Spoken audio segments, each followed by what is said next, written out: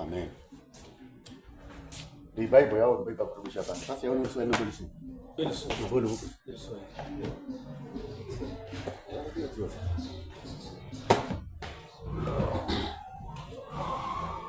Amen. Amen, Bwana Yesu asifiwe. Nashukuru sana kwa ajili ya ndugu zetu ambao mmekuwa pamoja na sisi katika vipindi zote ambazo tumekuwa nazo, na wakati ambao tumekuwa na kipindi cha kwanza ambayo tumekuwa kisungumuza juu ya neno kwa nini au mbona mtu atoe dhabihu alafu dhabihu yake ikose kumsaidia, na ile ilikuwa part 1 na sasa tunakuja katika part 2. Kwa hivyo nawakaribisha sana wote ambao mko pamoja na sisi. Leo niko na mwenzangu mchungaji, nimekuja Eldoret. Ile nyingine nilikuwa nikifanya kanikuwa Bungoma. Leo hii naifanya nilikuwa pamoja na ndugu yangu mtu wa Mungu Pastor John, na najua kwamba atakuwa na neno la kuwakaribisha kwanza kuzungumza na nyinyi kidogo, alafu baadaye tutatuombea, alafu tutaanza. Karibu sana ndugu yangu. Asante sana mtumishi wa Mungu Apostle Samuel Mtachi. Mungu akubariki sana. Wakati mwingine ambao tupata nafasi ya kwenda hewani ili kuwafundisha mambo ya dhabihu. Na kwa sasa hivi mimi kwa majina naitwa Pastor John Bondo, nikiwa Eldoret katika tairi mbili mtaa wa Lodwar. Na sasa hivi nitaomba tu ni kwa ajili ya mafundisho. Amen. Na kwa ajili pia na mambo kadhaa pia tutapewa nafasi kushiriki nasi. Amen. Wacha tu. Amen. Baba, ni katika jina la Kristo, unatuambia katika maandiko neno lako ni uzima tena ni uhai. Najua ya kwamba tunapoenda kujifunza kuhusu dhabihu na kuhusu matoleo, tuomba ufungue masikio yetu, kila mmoja atakayesikia Jehova apate kumbariki, apate kumponya, apate kumuinua. Amen. Kuanzia sasa na kuendelea mbele, tuko na mambo kadhaa tumekuwa tukifanya kupitia kwa dhabihu na mengine hatukuyaelewa na kujua, lakini kupitia kwa Roho Mtakatifu kutoka kwa Mungu tunaenda kuyajua, ili ipate kutuelekeza, tupate kufanikishwa kwa dhabihu zetu na maombi zetu. Asante kwa sababu umetenda. Kwa jina lako safi tunaamini. Amen.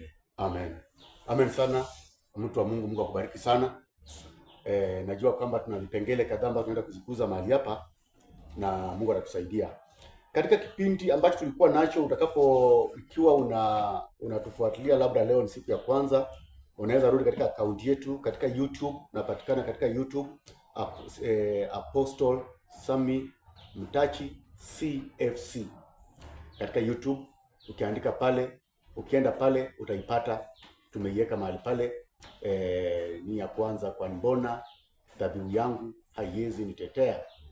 Na pia katika Facebook tumeiweka pale, na pia katika TikTok ukitafuta The Apostle Sami The Apostle ama The Apostle, ziko akaunti mbili, utatupata pale katika TikTok. Pia utaweza pata huo ujumbe na Mungu atakusaidia sana. Pia tungependa sana ukiwa na maoni yako yoyote, usisite kutufikia. Nitapeana namba yangu ya simu ni 0703 85 51 63. Kama unataka kutupigia unaweza nipata katika hiyo namba, na pia namba ya Airtel ni 0737 881 451. Unaweza tupata mahali pale. Labda ndugu yangu mtu wa Mungu pia unaweza peana yako, kwa sababu najua watu wa Eldoret wananitafuta na mimi siko Eldoret saa hizi. Okay, sawa. Mimi namba yangu ya simu ni 07 10 38 85 83. Amen. Pia unaweza nipata kwa 07 10 60 40 10. Amen. Kipindi ambacho tulianza nacho, tulikuwa tumefikia mahali tukisema kwamba dhabihu zina sheria zake ambazo kabla haujatoa lazima uzingatie. Na neno dhabihu nataka unipate vizuri sana, ama ukitaka kuita vizuri naita kafara. Dhabihu au kafara katika kizungu inaitwa sacrifice. Na hii kitu watu wengi wameichukulia kama mchezo. Moyo wangu huniuma sana wakati ninapoenda naangalia katika TV ama naposikiza watu wanazungumza about sacrifice na dhabihu, alafu unapata kwamba wanaisema vibaya. Kwa mfano, nataka niweke clear haya maneno leo. Nataka niweke clear sana. Na hii kitu imekuwa ikisumbua watu wengi sana. Hii tabia ya kuona mtu venye unaniona saa hizi vinaongea namna hivi katika YouTube ama katika Facebook ama popote. Alafu unasema kwamba nataka nitumie Apostle Sami dhabihu kwa ajili ya mambo yangu. Hiyo itakuponza. Haiwezi kusaidia. Jifunze dhabihu yako kuipeleka, kuiwasilisha katika madhabahu. Hii mambo ya kuona tu mtu katika TV alafu nasema kwamba nimetuma, mtu anasema kwamba tuma dhabihu yako katika TV, kwa namba fulani, kwa namba yenye iko pale. Hiyo ni uongo na ni utapeli. Na nini kinafanya watu wengi wanafunza siku hizi mambo ya dhabihu? Nini kinafanya wachungaji wengi wamekaa katika mambo ya dhabihu? Ni kwa sababu baada ya kufunza ama kuhubiri juu ya dhabihu, watu wanafaa kutoa dhabihu. Yes. Na sasa kwa sababu ya hiyo inafanya watu wengi wanakimbilia pale kwa sababu watapata chakula. Yes. Biblia inasema kwamba Yesu Kristo akawakemea wale watu, akawaambia kwamba hamjanifuata ng'ambo hii kwa sababu ya neno, ila mmenifuata kwa sababu ya nini? Ya chakula. Ina maana kwamba watu wengi hufanya vitu kwa sababu ya chakula. Ndio sababu unapata kwamba saa hizi injili mingi ni kwa ajili ya dhabihu. Na hata ukimuuliza mtu dhabihu ni nini haelewi. Lakini anakuambia kwamba toa dhabihu. Ukimuuliza madhabahu ni nini, hajui madhabahu ni nini. Lakini anakuambia kwamba kuna madhabahu katika nyumba yako. Madhabahu katika nyumba yako. So hayo mambo ndio mambo ambayo yanaleta shida katika wokovu. Lakini sasa wacha nikurudishe katika somo ambalo tulikuwa nalo, ili tuanzie nyuma kidogo, alafu baadaye tutakuja tushike safari moja tukiendelea mbele. Tukasema hivi, dhabihu ina sheria zake. Ili utoe dhabihu katika madhabahu ina sheria zake. Iwe ni kwa mganga ama ni kanisani. Nataka unipate. Mambo ya altars ni mambo ya kiroho. It is spiritual matter. Yes. Kwa hivyo hauwezi toa dhabihu katika jinsi unavyotaka mwenyewe. Ina mipangilio zake. Ina njia za kuifuata. Iwe kwa waganga au iwe kwa wachawi au kanisani. Iwe mahali popote. Dhabihu hutolewa mahali popote. Kwa sababu kila mahali popote ambapo pana madhabahu, pana nini? Pana dhabihu. Kwa sababu kwa mganga kuna madhabahu. Ina maana kwamba pia kuna nini? Kuna dhabihu. Na kwa sababu kanisani kuna madhabahu, pia kuna nini? Kuna dhabihu. Toka kitambo kulikuwa na dhabihu ambazo zilifanya nini? Zilitolewa. Kwa mfano katika kitabu cha Exodus inaitwa Ufunuo. Exodus inaitwa Kutoka. Yes, Kutoka. Katika Kutoka 29. Kutoka 29. Tuona kwamba neno la Bwana linasema namna gani. Kutoka 29 mstari wa 12. Sijui kama mtu wa Mungu umeipata. 29:12. Ya, mimi nimeipata. Maandiko ya Bwana yanasema namna hivi. Chukua sehemu ya damu ya huyo fahali na kuipaka kwenye pembe ya hiyo madhabahu kwa kidole chako, na damu iliyobaki uimwage sehemu ya chini ya madhabahu. Unaona hapo maana? Yes. Kwa hivyo unapata kwamba kumbe dhabihu ilikuweko tokea kitambo. Yeah. Si ya kwamba ni kitu ambacho kimeanzishwa saa hizi. Yes. Ni kitu kilikuweko kitambo. Najua kama kuna mtu anakuja kuniambia kwamba Apostle, mambo ya dhabihu Yesu Kristo alimaliza, hapo nitafika. Na nitahitaji sana, natamani sana ukiwa na swali ukaniuliza nikueleze nini ambacho tutakifanya mahali hapa na nini ambacho tunakifanya katika huduma ya leo. Dhabihu inasimama wapi katika huduma hii ya Agano Jipya? Bwana Yesu asifiwe. Kwa sababu Yesu Kristo anasema hivi, ya kwamba tazama, anakutana na anakuwa na wanafunzi wake katika last supper. Anawaambia namna gani? Anawaambia hivi ya kwamba sitakula hii Pasaka tena. Lakini anachukua mkate na umega. Lakini anawaambia kwamba fanyeni hivi katika ukumbusho kila mnapofanya nini? Mnapokutanika.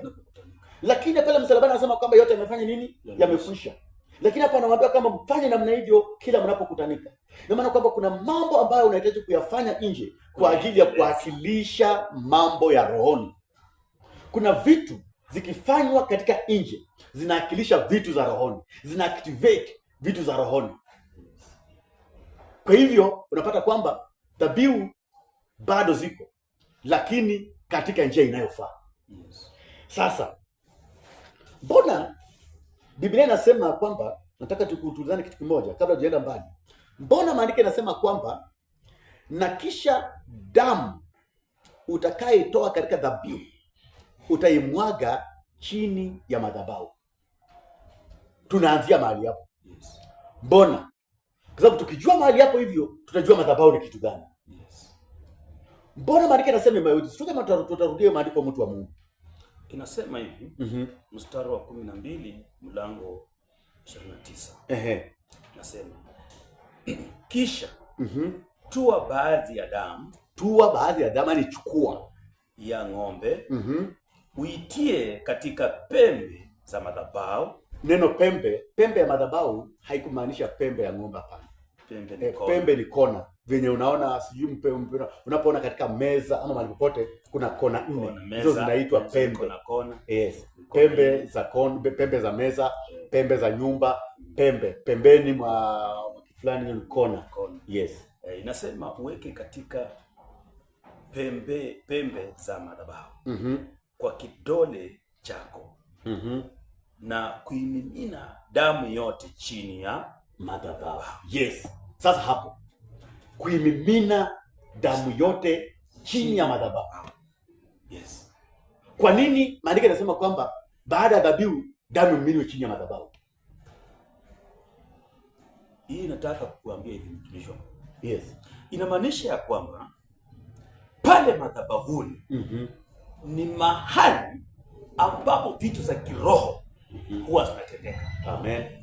Ni mahali ambapo biashara ya kiroho, biashara za Mungu zinatendeka pale. Amen. So unakuja unapata ya kwamba wakati ambapo unaweka damu kwa madhabahu chini, inamaanisha kwamba unaifanya physically, but sasa nayo inaingia kiroho. Amen. Kwa sababu madhabahu ni mahali ambapo spiritual transactions takes place. Nimependa sana hiyo kitu, spiritual transactions. Hiyo neno imeeleza vizuri sana. Kuna vitu zinabadilishwa. Vitu za kiroho zinabadilishwa mahali pale. Kuna vitu zinatoka katika mfumo fulani kuingia katika mfumo mwingine. Yes. Pia hilo jibu tunaweza lipata katika kitabu cha Revelation. Unaweza kufungua Revelation chapter number 6. Mpendwa, unaweza enda Revelation chapter number 6. Ufunuo. Yes, Ufunuo wa Yohana. Mlango wa 6 mstari wa 9. Tuona kwamba neno la Bwana linasema namna gani. Mstari wa 9 inasema namna gani? Mlango wa 6 mstari wa 9. Yes. Na alipofungua muhuri, mstari wa 9. Mlango wa 6 mstari wa 9. Na alipofungua muhuri ya 5, nikaona chini ya madhabahu roho zao. Shikia hapo kidogo kwanza, mtu wa Mungu. Inasema kwamba kaona nini? Chini ya madhabahu. Na pale katika Exodus chapter number 29 verse number 12 imesema kwamba damu imewekwa wapi? Chini ya madhabahu. Lakini sasa hapa mtu wa Mungu anaona chini ya madhabahu. Tujue ni kitu gani ambacho kinaonwa mahali pale. Hapa sasa tuende mbele. Sasa alipofungua chini ya madhabahu, roho zao waliochinjwa. Akaona chini ya madhabahu roho za wale ambao walichinjwa kwa ajili ya neno la Mungu. Yes. Kwa hivyo tunaanza kujua kwamba kumbe chini ya madhabahu, yes, hapo ndipo roho zinafanya nini? Zinakaa. Yes. Roho za watu wa Mungu zinakaa chini ya madhabahu ya watu ya madhabahu ya Mungu. Yes.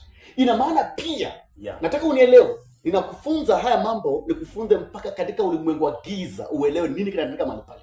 Kwa sababu Mungu amenipa nafasi ya kuweza kujua pia mambo yaliyo katika ulimwengu wa giza. Yeah. Kuna mambo ambayo nakuelezea ukiniuliza katika mambo ya waganga na wachawi. Yeah. Apostle Sami nina uwezo wa kukuambia mambo mengine ambayo utashangaa uliza kwamba Apostle, kwani wewe ni mchawi ama ni kitu gani? Yeah.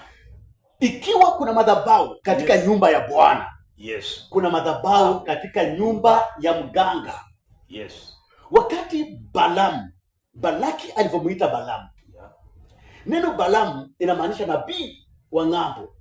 Nabii asiyekuwa wetu, ambaye hana baraka kwetu, nabii mgeni, ambaye akija kwetu hakuji kunena nini? Baraka. Baraka inasema kwamba Balaki akamwita Balamu mwana wa nani? Wa Zipori, akamwambia kwamba njoo unilaanie hawa watu. Wakati Balaki ya Balamu alifika, akamwambia kwamba nitengenezee madhabahu ngapi? 7. Na uniwekee fahali wangapi? 7. Ina maana kwamba hata katika ule ufalme una nini? Madhabahu. Sio hiyo peke yake. Elia anakutana pamoja na nani? Na manabii wa nani? Wa Baali. Yeah.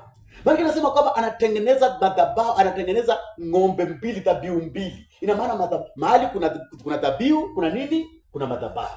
So kulipokuwa na dhabihu mbili, ina maana kwamba kulikuwa na madhabahu mangapi? Mawili. Kumbe hata Baali alihitaji nini? Madhabahu. Kwa hivyo nikikwambia kwamba madhabahu kwa waganga, mpendwa, usidhani kwamba Apostle Sami anajitengenezea mwenyewe. Hapana. Apostle Sami anakuambia kila ambacho kinatendeka katika ulimwengu wa roho. Ili mganga kukoroga anahitaji madhabahu. Ili mchawi kukoroga wewe anahitaji madhabahu. Na ili wewe kukombolewa unahitaji madhabahu. Wacha kudharau vitu vingine ukidhani kwamba tunasema tu mambo kama haya. In fact, Apostle Sami leo nimekuja kukufunza mahali hapa kwa sababu sijui ni nani namfunza.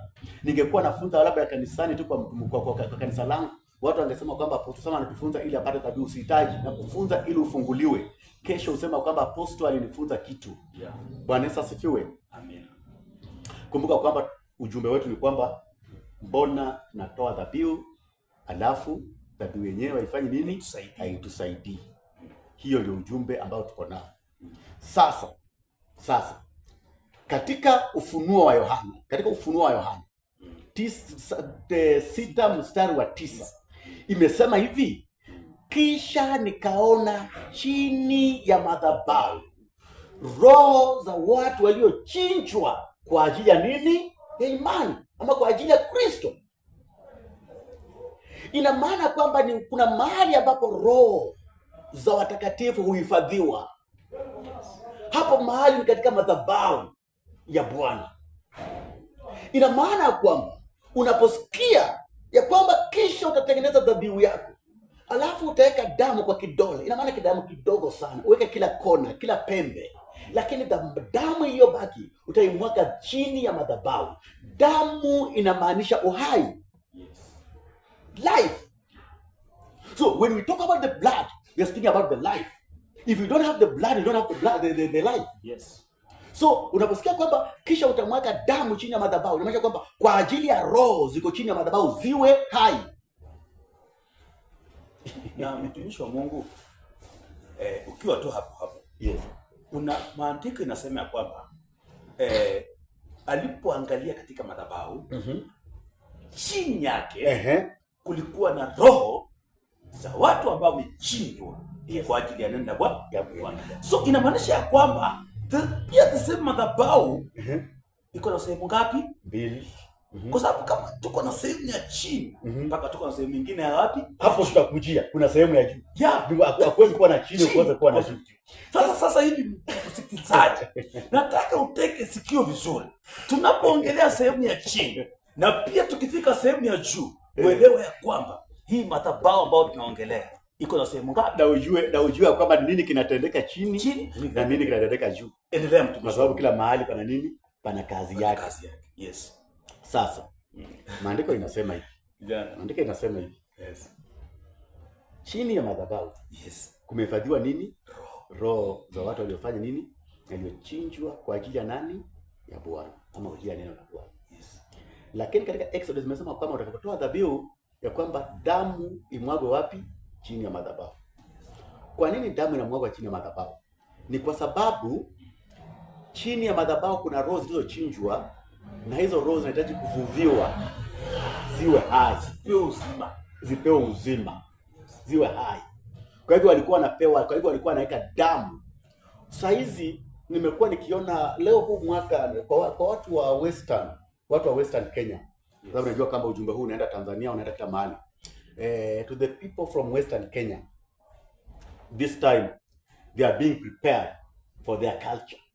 Circumcision what? Culture. Yes. Na mimi mahali penye natoka ninaelewa haya mambo. At this time wametengeneza kitu wanatengeneza kanyumba kadogo. Kanyumba kadogo kanyazi, kadogo kabisa. Katika walio wanaita kana muima. Lakini ukienda katika Biblia inaitwa kiuni. Nitakuja kupatia iko katika Amos, nadhani sijui Amos ngapi, lakini nitakuja sifika Biblia yako iko Biblia gani? Katika kiuni. So hapo mahali kiuni inamaanisha kanyumba kama madhabahu. Hapo ndipo hao watu wanakuja kujikusanya wote pamoja kufanya kafara. Yes. Amen. Katika Amos chapter number 5 verse number 26. Yes. Maana inasema hivi, naam, mtamchukua Sikuthi mfalme wenu na kiuni sanamu zenu. Na kiuni mtachukua mfalme Sikuthi, naam, mtamchukua Sikuthi ni mfalme wenu. Yes. Na kiuni. Alafu kutoka hapo ileko koma. Labda nasema na sanamu zenu, nyota ya Mungu wenu mliojifanyizia wenyewe. Sasa kiuni ni mahali ambapo wamejitengea, yes, kwa ajili ya kumwabudu mfalme wao ambaye ni sanamu. Na pale katika kale kanyumba ambako wamejitengenezea, wana uwezo wa kutengeneza nyota za kujitengenezea. Yeah. The time nitakuja kufundisha about nyota, nitakuja kuelezea kwa nini mahali kama hapo hivyo. Kwa sababu kuna nyota za kutengenezwa. Yeah. Na kuna nyota ambayo Mungu ametoka nayo mbinguni. Yeah. Hapo sitaki kuguza kwa sababu ni topic mrefu. Lakini nataka ujue namna hivi kwamba mtu ana nyota yake. Lakini pia waganga wana uwezo wa kutengeneza nini? Nyota. Haleluya. Bwana Yesu asifiwe. Sasa chini ya madhabahu, acha nirudi katika Western. Wanapotengeneza kaka kitu, wanachinja na kumwaga chini damu. Hiyo damu inaamusha mizimu, inaamusha roho. Neno mzimu ni roho ambazo zilijibadilisha katika sura za watu waliokuwepo. Nataka unipate. Ukisikia ya kwamba babu yako amekutokezea, baba yako amekutokezea, shangazi yako amekutokezea, amesema na wewe katika mambo fulani, mara mingi si hao. Mara mingi ni mizimu za wazazi wako. Mizimu ni roho ambazo zilitupwa, zilikataliwa. Spirit ambazo zinaishi katika boma, kumiliki boma, lakini zinamilikisha bila sura za watu wakubwa wa hiyo boma kwa ajili ya kuendeleza jamii. Ndio unapata kwamba wakati mzee alikuwa labda alikuwa akichinjanga kila Christmas, anaita watoto wake anachinja kondoo. Unapata kwamba baada ya mzee kufa, wasipochinja, unapata kwamba mtu mmoja kuja akisema kwamba baba amejitokezea, amesema kwamba tumchinjie kondoo, alikuwa amezoea kuchinja kondoo wakati wa Christmas. Yes. Ni kumbe ni ule mzimu ambao umeitisha kondoo, si baba yako. Bwana Yesu asifiwe. Amen. Sasa hizo mizimu zinapoitwa kama kule, zinaamuriwa kuingia ndani ya watu. Na nitakueleza mtu wa Mungu pamoja na msikilizaji ambaye anamsikiza. Kuna pepo wa kuingia kwa mtu kuishi na yeye, na kuna pepo wa kuingia kwa mtu kumdhuru saa hiyo. Pepo yote anayeingia ndani yako anakudhuru. Yes. Pepo yoyote anayeingia ndani yako anafanya nini? Anakudhuru. Ila kuna madhara katika aina tofauti. Pepo anapokuingia akiwa mbele, anapokujia mbele kukuingia, pepo huyo anakupa madhara ya hapo na hapo. Anaweza kufanya uwe mwandasimu, anaweza kufanya uwe mgonjwa, anaweza kufanya vitu fulani. Lakini pepo anapokuingilia nyuma, nataka unipate mpendwa. Utaniuliza Apostle Sami, hii mambo umejua namna gani? Nitakueleza kule nyuma, kule mbele. Pepo wakati mtu anaenda kwa mganga, alafu kwa mfano una shida ya mguu. Alafu mganga akagundua kwamba mwenzake amekutumia chini, akaingia ndani ya mguu wako, sasa amefanya hauwezi tembea. ili ukusaidia, analeta pepo mwingine, analeta jini mwingine aliye na uwezo kumiliki ile jini mwenye ako ndani yako. Si ya kwamba anamtoa, akuwe ndani yako, aifanye nini, aiamrishe inyamaze, alafu mguu wako unatulia. Sasa amemilikishwa, lakini sasa ulikuwa na jini mmoja ndani yako, sasa wanapatikana jini wawili. Jini wa kwanza ametiishwa na jini wa pili, ila jini wa pili naye pia ana madhara zake ambazo zitakuwa zinatokea katika wakati fulani, huku mganga akikuelezea jinsi ya kukaa na yeye. Ukienda kwa mganga akwambia kwamba makosa yenye shida yenye uko nayo inahitaji uchinje mbuzi, haikuanga kwamba uchinje mbuzi ili uondoe hiyo jini. Hapana, inakuanga uchinje mbuzi ili ile jini aliye ndani yako aweze kufurahi, akae na wewe kwa amani, akae na wewe katika amani. Lakini sasa mtu wakati umeenda kwa mganga akusaidia hiyo makosa, hiyo tatizo, kitu ambacho anakufanya ni kwamba wanamuita jini mwingine kuja kuingia ndani yako. Huyo jini hawamfanyi kuingia ndani yako, kwa sababu unaona kwamba mganga anakuambia kwamba nataka uende utembee, lakini usiangalie nyuma. Ukisikia anakuambia kwamba usiangalie nyuma, ukisikia mganga anakuambia kwamba usiangalie nyuma, ina maana kwamba anataka anataka kuingiza jini ndani yako. Ukiangalia nyuma, jini kuna bahati mbaya mnaweza onana, akakuingia na akakudhuru, akakuingia ukawa mwenda simu, akakuingia ukafa, akakuingia kwa kitu fulani. Lakini ukienda tu atakuingia pole na anakumiliki ndani yako, so utakuwa ukimtolea sacrifice akiishi ndani yako. Hiyo ni jini mzuri. Sasa sio jini mzuri, wote ni majini. Yote ni majini. Na hakuna jini mzuri na jini mbaya, wote ni shetani. Ila sasa inategemea kwamba na maagano ambayo mmeyafanya, ila yote yana madhara. Yes. Sasa hakuna pepo mzuri. Yes. Pepo zote ni mbaya. Yes. Lakini tuko na pepo linasaidia ndani mwako, likuje lete ulinzi kulingana na maagano. Kutulia pale likikuteza katika njia zako. Mfano, linaweza ingia mguu ilikuwa inakuuma, mguu ikapoa. Kwa sababu jini aliyekuwa anakuumisha mguu ama pepo aliyekuwa anakuumisha mguu, amefinywa na pepo mwingine aliyeingia ndani yake mkubwa. Yes. Sasa huyu anapokaa pale wanakubaliana na mganga ya kwamba baada ya miezi 4 atakuwa ananitolea dhabihu fulani. Yes. Lakini sasa mganga hata kuambia. Yeah. So utakapokaa baada ya miezi 4 ikiisha, utasikia mgongo ama kichwa kinaanza kuuma, ama matatizo mengine yanatokezea.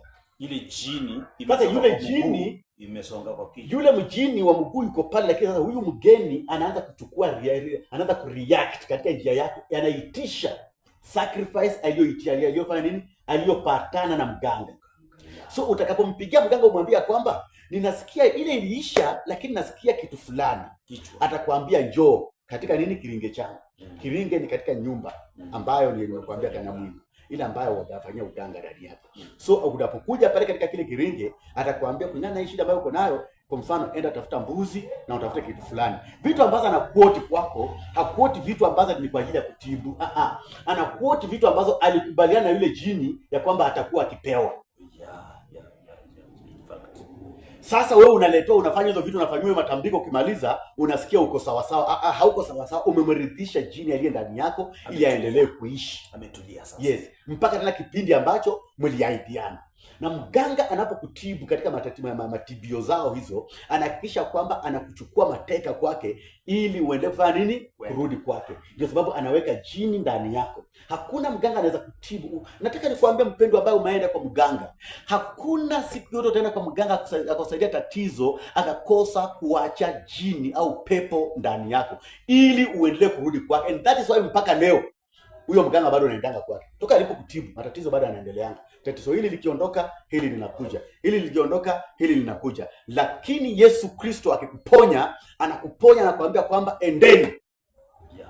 Basi endeni mkajionyeshe kwa makuhani ya kwamba mmepona. Usimwambie, anamwambia yule mwanamke, yule jamaa kwamba, yule mwanamke kwamba, na usimwambie mtu yeyote. Mambo yangu na wewe imefanya nini? Imekwisha. Uko huru sasa. Maana kwamba mwana akikuweka huru na kuwa huru kweli kweli. Haleluya. Yesu Kristo akikuweka huru. Nataka kunisikize wewe ambaye unateseka mahali penye huko. Wewe ambaye magonjwa yamekulemea. Wewe ambaye wachawi wamekufinya. Wewe ambaye unang'ang'ana na magonjwa ambayo hayaeleweki. Leo kuna mtu mmoja nikamsikia kwamba akang'ang'ana sana katika kazi. Baadaye akapata kazi, akapata pesa, akajenga nyumba nzuri sana. Lakini baada ya kujenga nyumba hawezi ingia katika hiyo nyumba tena. Ukiingia katika nyumba labda unakufa. Ama alipoanza tu kuijenga akifika mahali fulani mambo imeharibika. Leo umekaa katika waganga na wachawi kwa ajili ya kutoa hilo tatizo. Hauwezi toa hilo tatizo. Njoo kwa Yesu Kristo, hapo ndipo kuna tatizo lako litakuja kuondokea. Hakuna mahali pengine, hakuna anayeweza kumaliza matatizo yetu isipokuwa Yesu Kristo. Yes. Amen. Now tumemaliza mahali pale. Now unaposikia kwamba naenda chini ya madhabahu, nimekuambia kwa maanisha kwamba roho za watu ziko wapi? Chini ya madhabahu. Lakini katika madhabahu kuna kitu ambacho mtu wa Mungu Pastor John umesema kwamba pia kuna nini juu ya nini ya madhabahu. Kabla hujasonga hapa, mtumishi wa Mungu. Yes. Umeongea vizuri. Ukasema ya kwamba ukienda kwa mganga hawezi kukutibu bila kuacha kitu ndani mwako. Very true. Ili ukue mateka. Ili ukue ukirudi kwa kila wakati. Kweli? Kweli. So ukikuja katika kitabu ya Isaya 42 mstari wa 22. Isaya, rudia Isaya ngapi?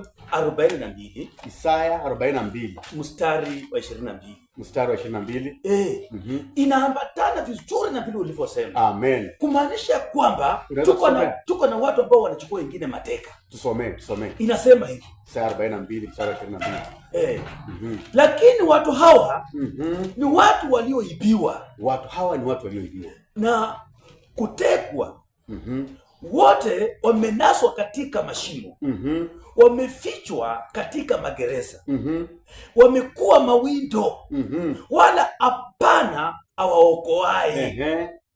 Wamekuwa mateka, wala hapana asemaye rudisha. We are here today, yes, to say, declare, come back. Leo tunakuondoa katika madhabahu ya wachawi ambao wamekuteka nyara. Ukienda wanatoa jini kwa mguu wanaweka kwa kichwa, wanatoa kwa mgongo wanaweka kwa tumbo. Sasa leo tumesimama hapa kukuondoa katika hiyo mateka. Usome hii kitabu vizuri, ni Isaya 42 mstari wa 22. Kwani umetegwa bila kujua. Leo tunasema rudishwa. Amen. Sasa katika madhabahu, yes, juu ya madhabahu nini kinatendeka pale? Madhabahu yanapotengenezwa, nataka unipate vizuri mpendwa. Madhabahu ya kitambo, nataka kupea kwanza sababu ya madhabahu ya kitambo. Yalitengenezwa kama meza. Yes. Na kulikuwa ni ya chuma ama ni ya udongo. Madhabahu ika aina mbili. Yes. Na kila madhabahu yana maana yake. Yes. Kuna madhabahu ya udongo. Yes. Na kuna madhabahu ya nini? Ya chuma. Ila madhabahu ya ondoleo la dhambi na madhabahu ya ukombozi ni madhabahu ya udongo. Hiyo nitakuja kufundisha baadaye juu ya madhabahu. Sasa katika madhabahu juu yake kulikuwa na uwezo wa kubeba ng'ombe au mbuzi au kondoo mzima akawekwa juu yake. Kuna vitu ambazo hizo sitaki kuguzia sana ambazo zingeruhusiwa kuteketezwa pale. Kuna vitu zinateketezwa juu ya madhabahu, na kuna mafuta na kuna damu.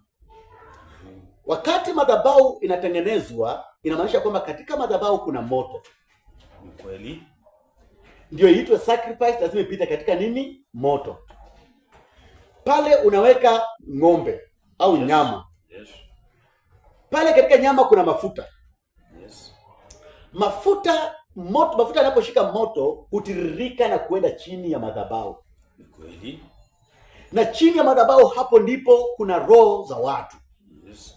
Unapotoa dhabihu yako ikateketea katika madhabahu, kumbuka nimekuambia kwamba dhabihu lazima iteketee. Hiyo pesa ambayo unataka kuitoa katika madhabahu lazima iteketee. Hayo mahindi ambayo unataka kuitoa katika madhabahu lazima iteketee. Hizo vitu ambazo umezibeba kwa ajili ya dhabihu katika nyumba ya Bwana lazima ziteketezwe. Kwa hivyo teka sikio nikuambie zinateketezwa namna gani. Si ya kwamba inateketezwa tu unafikiria, hapana. Lazima nikueleza kwamba inateketezwa namna gani. Hii mambo imefanya siku hizi kuna wachungaji ambao nimewaona mpaka wametazama majiko katika makanisa. Nataka unipate vizuri. Anachukua mbuzi mzima, anaiteketeza katika madhabahu. Hiyo ni uchawi. Anachukua kuku, anaiteketeza katika madhabahu. Hiyo tulitoka ndani kitambo. Amen. Ilifanyika, hatukatai, iliifanyika. Lakini kabla ya kuja kwa Yesu Kristo, at this time we are not doing that anymore. Hizo vitu hakuna tena katika madhabahu. Dhabihu tunazozitengeneza zinateketea katika roho, spiritual. Nitakuja kufunza vile zinateketea hapa katika ibada ya leo. Sijui kama mtu wa Mungu umesikia hiyo kitu. Unaenda kwa mchungaji anakuambia kama tunataka tulete kuku tuchinje, alafu tutazika kichwa cha kuku katika boma yako. Hiyo ni uchawi na ni uganga. Mambo kama hayo, mtumishi wa Mungu, ni mambo ambayo watu wametoa ushuhuda. Unapata mtu anakuja kukwambia ati unapata mchungaji mzima amechukua kuku, amechinja, ameweka katika madhabahu, ati anasema ikaa hapo siku 7. Na yeye mwenyewe amengoja kama watchman. Na hiyo kuku haiteketei, na hiyo kuku haifanyiki chochote, mpaka kuku inaanza kuoza, inanuka. Alafu yeye yako pale. Sasa sijui madhabahu ya Mungu pia, mtumishi wa Mungu, inaweka vitu zimeoza. Hata mchawi anamshinda. Hata mchawi anamshinda. Sababu nina rafiki yangu mchawi. Yes. Na rafiki yangu alikuwa mchawi, sio mchawi saizi. Kwa hiyo niambia Apostle. Sisi wakati tulikuwa tunafanya interview. Sema kwamba unachinja na hauwashi moto. Hauwashi moto. Unaweka pale kwa madhabahu na unaita moto. Unaita moto. Moto inakuja, inainuka, inateketeza hizo vitu. Wakati alikuwa mganga. Ndio wanaamini kwamba shetani ameshuka, amechukua vitu zao. Na nikakumbuka kumbe wakati Elia alibishana na manabii wa Baali, nilijiuliza ni nini kiliwapea courage manabii wa Baali wakukubali hiyo challenge. Elia anawaambia kwamba twende, lakini hakuna kufanya nini? Kuna kuwasha moto. Alafu wao jamaa wanakubali. Nikajiuliza kama wao jamaa walijua kama mambo inaenda kwa shida, nini kiliwafanya wakashindwa wakakubali? Nikakumbuka kumbe ni kitu ambacho hata nao walikuwa wanafanyanga. Na ilifanyikaje siku hili katika ilikataa kufanyika? So these guys, they were used on those activities. They know how to call the fire and it come from heaven or come from somewhere and do it and burn the sacrifice. They knew. And they knew that this challenge is a very weak challenge. We are just going to overcome it. We are just going to win. But man of God, the time of Elijah, what happened? They called the fire, but the fire. Now, that's where is the secret. This is what Elijah did. Remember? Yes. He called them to where there was the altar of God. Aliwaita katika madhabahu, kuna madhabahu ya Mungu. Biblia inasema hivi, kisha akafanya nini? Akawapa ng'ombe yao. Lakini Biblia inasema kwamba kisha Elia akatengeneza madhabahu ya Bwana yaliyoharibiwa. At that place they were altar of God. I remember that verse. It says, and Elijah repaired an altar, which means it was just the altar of God. Yes. Hauwezi repair kitu ambacho hakuna. Jezebel, wakati Jezebel, nataka mpendo unisikize. Wakati Jezebel aliingia katika Israel, ndio amiliki Israel, kitu cha kwanza aliharibu madhabahu ya Israeli. Mchawi akitaka kumiliki wewe, jambo la kwanza anaharibu madhabahu katika maisha yako. Anajenga yake. Mtu akienda kukuroga, jambo la kwanza anadeal na altar yako. That's why lazima altar yako iwe strong ili siweze kuharibiwa. So Jezebel aliharibu madhabahu ya Israeli. That's why Israeli ilitaka kupitia katika shida. Madhabahu haikuwa inanena.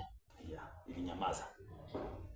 Lakini Elijah aliwapeleka pale kwa sababu kumbuka kuna pia mahali ambapo Biblia inasema kwamba kisha Wafilisti wakachukua sanduku la agano la nani? La Bwana. Wakalipeleka katika nyumba ya nani? Ya Dagoni. Walipeleka katika nyumba ya Dagoni, maana inasema kwamba walipomuka asubuhi wakapata Dagoni wamefanya nini? Wameanguka chini. Hawezi stahimili katika sanduku la Bwana. Miungu haisimama mahali kuna Bwana. So Elijah alijua kwamba hawa watu ni kuwapeleka kwao kule moto itawaka. But let me call them in our house. And that's why Daudi anasema kwamba nilifurahi waliponiambia tuende katika nyumba ya nani? Ya Bwana. Wewe uko mahali pale ambao unatusikiza. Uwe ni Muislamu. Uwe ni mtu ambaye unasema kwamba hakuna Mungu. Uwe ni mtu ambaye unasema kwamba siamini katika mambo ambayo wanayazungumza ya mambo ya Mungu. Uwe ni mtu ambaye umeenda katika kanisa lakini unapinga haya mambo ambayo nakwambia. Let me tell you the truth. Come in the house of God. God will redeem you atakutoa katika hiyo hali Yes. kupitia njia zake. Maana anasema kwamba Mungu kwetu ni Mungu wa kufanya nini? Wa kutuokoa. Msaada upatikanao tele. Yes. Wakati wa nini? Wa matatizo. Na pia anasema kwamba Mungu kwetu ni Mungu wa kutuokoa. Msaada upatikanao tele wakati wa nini? Wa matatizo. Lakini kuna mahali pengine anasema kwamba Mungu kwetu Mungu wa kutuokoa na njia ya kutuondoa katika mauti. Yes. Kwa hivyo Jezebel aliharibu madhabahu ya Mungu. Ikiwa Jezebel aliweza kuharibu madhabahu ya Mungu, waganga wanaweza haribu madhabahu yako. Wewe muombezi, licha kwa unanena katika ndimi, unafanya nini? Until you keep your altar burning. Lazima ufanye madhabahu yako ikuwe na waka moto. Yes. Na hakuna madhabahu ambayo haina dhabihu. Let me tell you. Daudi akasema kwamba moyo uliovunjika, moyo uliobondeka, ufanye nini? Na kunyenyekea, Bwana utafanya nini? Utaudharau. Lakini pia anasema kwamba ulifanya niwe dhabihu iliyo nini? Iliyo hai. Kuna dhabihu iliyo hai na dhabihu ambayo inateketezwa. Kwa hivyo sisi ni dhabihu iliyo hai. Ila Bwana pia kuna dhabihu ya kuteketezwa ambayo pia inahitajika. Nataka unipate vizuri. Sisi ni dhabihu iliyo hai. Wakati unajinyima kwenda katika madhabahu, kwenda kufunga, umejitoa kama dhabihu iliyo hai. Wakati unasimama na kufanya kazi ya Bwana, kitoa muda wako, wewe ni dhabihu iliyo hai. Lakini pia kuna dhabihu ya kuteketezwa. Bwana Yesu asifiwe. Sasa Jezebel aliparibu madhabahu ya Bwana, akawashinda watu wa Bwana. Yes. Lakini pia Eliya alipogundua akasema kwamba na nyinyi tengenezeni madhabahu yenu. Haijalishi ni nani anapanga kuweka katika madhabahu yake katika maisha yako, maadamu madhabahu ya Bwana inasimama katika nyumba yako, madhabahu yake haitafanya kazi katika jina la Yesu Kristo. Maadamu mganga atainuka kinyume na wewe, anaweza tawala leo akatawala kesho, akakupiga katika kipigo cha kichawi, akaonekana kana kwamba amekushinda, akaonekana kana kwamba anaweza kushinda katika maisha yako, akaonekana kana kwamba amekushika mateka. Lakini maadamu kuna madhabahu ya Bwana katika maisha yako, Mungu anaenda kukuokoa katika jina la Yesu Kristo. Maandiko yanasema kwamba tazama, wakaita Mungu wao, lakini Mungu wao hakusikia. Eliya akawadhihaki, akasema kwamba labda Mungu wenu analala, labda Mungu wenu amesafiri, labda Mungu wenu anafanya kitu gani. Lakini madhabahu yale hayakuwaka moto. Jinsi hayakuwaka moto, na wewe madhabahu ambayo yameletwa kinyume na maisha yako yasiwake moto katika jina la Yesu Kristo. Wewe ambao unatazama labda uko hospitalini, I decree and declare upone leo katika jina la Yesu Kristo. Yeyote aliyeinua madhabahu kinyume na maisha yako ili akuweka katika hospitali. Kuna watu wamehamishwa, mtu wa Mungu. Mtu anahamishwa katika nyumba yake, anaishi katika hospitali, anadhani kwamba ni mgonjwa. Ni kuhamishwa, umehamishwa. Yes. Wakati huu wa kupanda, kuna watu wanahamishwa wasipande. Yes. Anahamishwa. Yeah. Inafika wakati shule zimefunga, watoto wote ni wazima. Watoto wote ni wazima kwa nyumba, hakuna shida. Lakini wakati shule zinafunguliwa, watoto wamehamishwa. Haendi shule, ni mgonjwa. Haendi shule. Akifika shule hivi mara kichwa, mara tumbo. Ama anaruhusiwa aende shule, lakini siku ya mtihani ni mgonjwa. Watu wanahamishwa. Hiyo ni madhabahu. Oh, Jesus Christ. Hayo ndio madhabahu ambayo anazungumzia wewe. Naona hii topic imeenda kwa sababu nilikuwa nataka kuzungumzia kwa nini unatoa madhabahu na ikusaidie, lakini najikuta naenda sana. Nataka kuzungumza Roho Mungu anafanya kazi ya kumisha Mungu siku na wasiwasi. Yes. Najikuta tu ninaenda sana. Sijui kwa nini, lakini najua kwamba kuna mtu namguza mahali. Yes. I'm touching somebody somewhere. Yeah. Hallelujah. Bwana Yesu asifiwe. Yeah. Amen.